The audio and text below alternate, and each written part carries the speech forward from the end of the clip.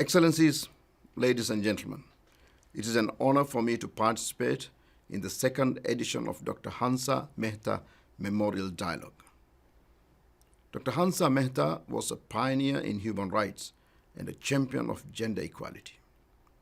One of India's beloved daughters, Dr. Mehta, is widely recognized for changing the phrase, "All men are born free and equal," to "All human beings are born free and equal," in Article 1 of the Universal Declaration of Human Rights.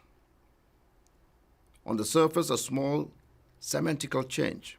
Underneath, a profound and seismic shift that broadened the scope of the declaration to encompass all of the billions of souls on this planet. Indeed, very powerful.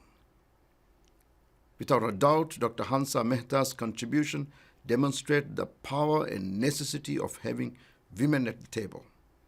Her change to the Universal Declaration of Human Rights underlines the argument that without women policymakers at every meeting, at every discussion, at every negotiation, women will be omitted.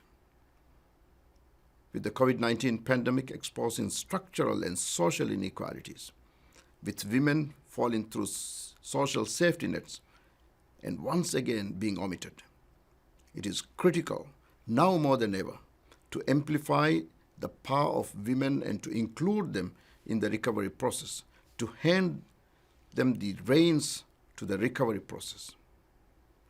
The power of women to lead and innovate must be tapped into if we are to emerge from this pandemic stronger than we were ever before.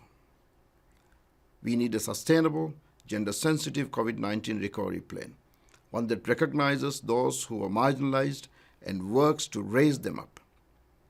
As Dr. Mehta demonstrated, this can start with a change in wording and speeches, but this needs to be followed up with a change in budgets and in actions.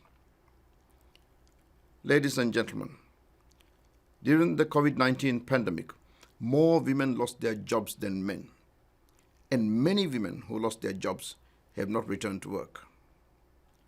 UNESCO estimates that 11 million girls may not return to school.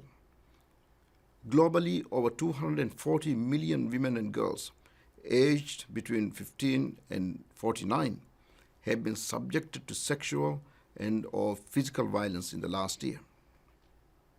The World Economic Forum concluded in March that the pandemic has added 36 years to the estimated time that it will take to close the global gender gap. Ladies and gentlemen, this means it will now take an average of 135.6 years to reach parity between women and men. This is unacceptable. We should all be discouraged by these facts and figures. We are moving in the wrong direction. The world must make every effort to ensure that the specific needs of women and girls are recognized and addressed, and that their expertise and potential contributions are harnessed. Whether in international forums or at local platforms, we need to raise awareness that human rights, gender equality, and the empowerment of women and girls must be a priority issue. 75 years ago, Dr. Hansa Mehta showed us a glimpse of the possibilities of a gender-equal world, healthier, more powerful, and more prosperous. With greater political will and collaborative action, a more inclusive and sustainable world is no longer utopian or imagined. That world is a real possibility.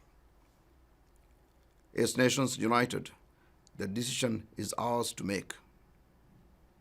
I wish you a productive dialogue. I thank you.